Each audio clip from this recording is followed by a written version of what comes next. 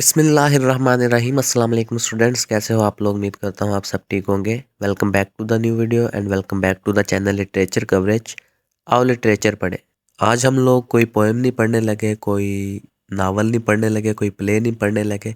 आज बस हम लोग ये देखेंगे कि पोइट्री को कैसे समझते हैं।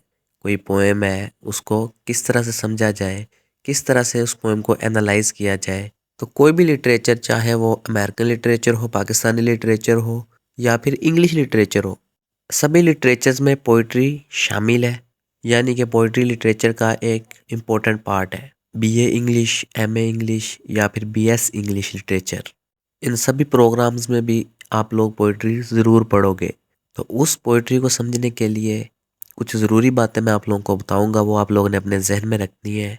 चलिए शुरू करते हैं। भाई सबसे पहले तो हमें पता होना चाहिए कि पोइट्री होती क्या है, एक पोएम क्या होती है। सादा से अल्फाज में समझा देता हूँ कि वर्ड्स का और सेंटेंसेस का एक ऐसा ग्रुप जिसमें प्रॉपर राइम हो और प्रॉपर पैटर्न भी हो, कि जिसे पढ़कर एक रीडर को अच्छा फील हो, इसे पोएम कहते हैं। और पोएम्स लिखने को पोइट्री कहते हैं। एक मिसाल देता हूँ, उर्दू का एक शेर बोलता हूँ।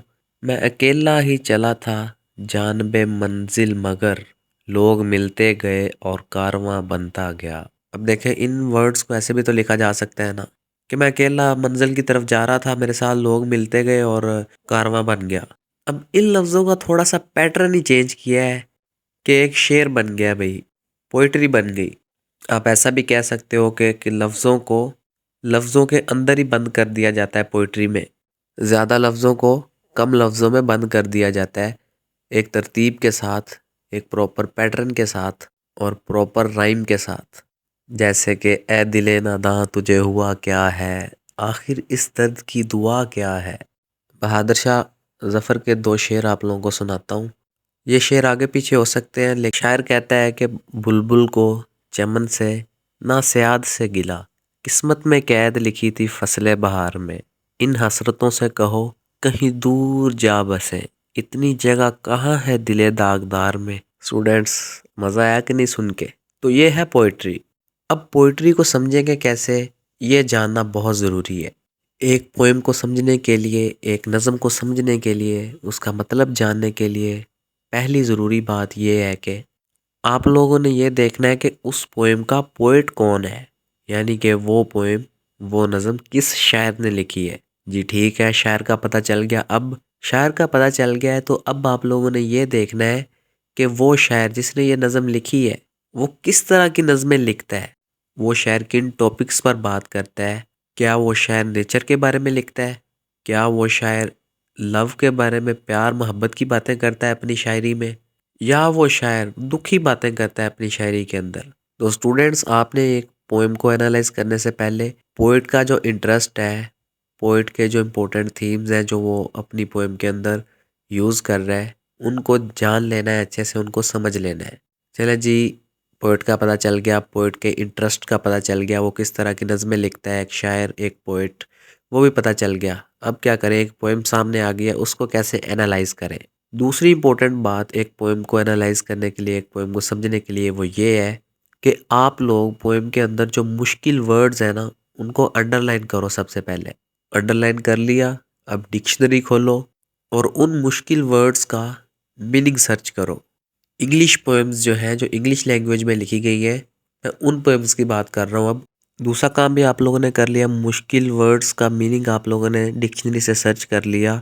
अब तीसरा काम, एक पोएम को समझने के लिए आप लोगों ने क्या करना है, आप लोगों ने ये देखना है कि इस पोएम का बैकग्राउंड क्या है, इस पोएम को लिखने की वजह क्या थी। क्या पोइट की ज़िंदगी में कोई इंसिडेंट हुआ था, कोई वाक़या हुआ था उसकी ज़िंदगी में, कि जिस वाक़ये को देखकर उस पोइट ने वो नज़म लिख दी? या फिर पोइट ने बैठे बैठे अपनी इमेजिनेशन में मुख्तलिफ़ चीज़ों को इमेजिन करके पोएम लिख दी? या हो सकता है कि वो पोइट किसी जगह पर गया हो, वहाँ पर उसने नेचुरल ब्यूटी देखी हो और उसने उस नेचुरल ब्यूटी को अपनी पोएम में लिख दिया हो। या हो सकता है वो पोइट किसी म्यूज़ियम में गया हो, वहाँ पर उसने कोई पुरानी चीज़ देख ली हो और उसके बारे में अपनी पोएम में लिख दिया हो। या हो सकता है कि एक पोइट बहुत परेशान हो अपनी ज़िंदगी में, तो उसने अपनी परेशानियों का जिक्र कर दिया हो अपनी पोएम में। या ये भी हो सकता है कि एक पोएट किसी से प्यार करता है, किसी लड़की से या किसी औरत से। उस पोएट ने किसी वुमेन के साथ अपने लव का जिक्र कर दिया हो अपनी पोएम में। तो ये मुख्तलिफ इंसिडेंट्स हो सकते हैं एक पोएट की लाइफ में, या उसकी इमेजिनेशन में कोई ऐसी चीज़ आ सकती है जो शायद उसे पसंद हो, या फिर शायद उसने पहले कभी किसी इंसिडेंट को देखा हो। सो स्टूडेंट्स, तीसरी बात भी आप लोगों को पता चल गई एक पोएम को समझने के लिए, कि आप लोगों ने पोएम का बैकग्राउंड देखना है कि ये पोएम आखिर पोएट ने क्यों लिखी थी, क्या वजह थी कि पोएट को ये पोएम लिखनी पड़ी। अब चौथी इंपॉर्टेंट बात एक पोएम को समझने के लिए, एक पोएम को एनालाइज करने के लिए, ये है कि आप लोगों ने अब लाइन बाय लाइन पोएम को पढ़ना है। एक बार पूरी पोएम को एक बार आप लोगों ने ऊपर से देखकर पढ़ना है। इसके बाद इंग्लिश में जो पोएम लिखी हुई है, उस पोएम की इंग्लिश लाइंस को आप लोगों ने उर्दू लैंग्वेज में ट्रांसलेट करना है। चलें, ये भी काम हो गया, आप लोगों ने पूरी पोएम को उर्दू में ट्रांसलेट कर लिया। अब ये ट्रांसलेट कर लिया है आप लोगों ने इंग्लिश पोएम को उर्दू लैंग्वेज में, तो क्या पोएम हमें समझ में आ गई? ये मुकम्मल एनालिसिस नहीं है एक पोएम का, ये आप लोगों ने कुछ हद तक पोएम को एनालाइज कर लिया है। अब मुकम्मल एनालिसिस कैसे होगा, उसके लिए पांचवी बात आप लोगों ने यह जहन में रखनी है कि हर लाइन का अब खुद से मतलब निकालने की कोशिश करो आप लोग। एक पोएट ने तो पोएम लिख दी है, अब आप लोगों ने उस पोएम को अपने हिसाब से एनालाइज करने की कोशिश करनी है। इंग्लिश लिटरेचर में कुछ पोएम्स आप लोग ऐसी पढ़ोगे जो कि बिल्कुल इजी है, जिनका सादा सा मतलब है, लेकिन कुछ सादा सी पोएम्स, बिल्कुल शॉर्ट सी पोएम्स का बहुत डीप मतलब भी है। सो हर स्टूडेंट अपने हिसाब से पोएम को एनालाइज कर सकता है। एक लाइन का, एक पोएम का एक से ज़्यादा मतलब निकाल सकता है, एक से ज़्यादा मीनिंग हो सकते हैं एक पोएम के।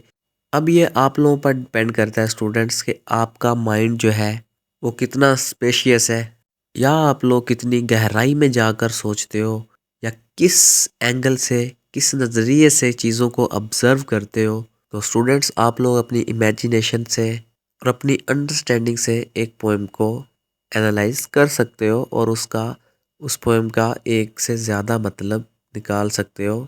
अब यहाँ पर भी किसी स्टूडेंट के माइंड में ये बात आ सकती है कि हम कैसे इतना गहरा सोच लें, हम कैसे पोएम को खुद से इतना ज़्यादा डीपली जाके एनालाइज कर लें। तो भाई, इसके लिए एक सॉलिड टिप ये है आप लोगों के लिए कि अकेले जाके ना, खामोशी में, जहाँ पे कोई शोर नहीं है, ऐसी जगह पे जाके बैठो, आंखें बंद करो और फिर सोचो कि आखिर इस पोएम की इस लाइन का क्या मतलब हो सकता है। एक पोएम के मतलब को रट्टा लगाने की कोशिश करोगे आप लोग, तो रट्टा कभी कभी भूल भी जाता है, तो इस तरह से पोएम आप लोगों को समझ नहीं आएगी। लेकिन अगर आप लोग खुद से पोएम को एनालाइज करने की कोशिश करोगे, एक लाइन का, एक पूरी पोएम का एक मतलब से ज़्यादा मतलब निकालोगे, ज़्यादा मीनिंग निकालोगे एक पोएम के, ज़्यादा कॉन्सेप्ट्स निकालोगे एक पोएम के, और उन कॉन्सेप्ट्स को समझ लोगे, तो वो पोएम आपको याद रहेगी पेपर्स में भी। और आप लोग जो एक्सप्लेनेशन पेपर में लिख के आओगे, उस एक्सप्लेनेशन के आप लोगों को बहुत अच्छे मार्क्स मिलेंगे। तो स्टूडेंट्स, ये थी चंद अहम बातें जो कि एक पोएम को समझने के लिए, एक पोएम को एनालाइज करने के लिए बहुत ज़रूरी है, बहुत अहम है। उम्मीद करता हूँ मैं कि आप लोगों को एक पोएम को अंडरस्टैंड करने और एक पोएम को एनालाइज करने के हवाले से ये बातें समझ में आई होंगी। स्टूडेंट्स, अगर आप लोग चाहते हो कि मैं किसी पोएम की एग्जाम्पल दे के और उस पोएम को एनालाइज करके दिखाऊं, एक पोएम के मुख्तलिफ मीनिंग निकाल के दिखाऊं, तो कमेंट करके ज़रूर बताना। और अगर कोई स्टूडेंट पोइट्री को समझने के लिए कोई इम्पोर्टेंट टिप्स देना चाहता है, तो वो भी कमेंट करके ज़रूर बताए। आज की वीडियो यहीं पे एंड करते हैं।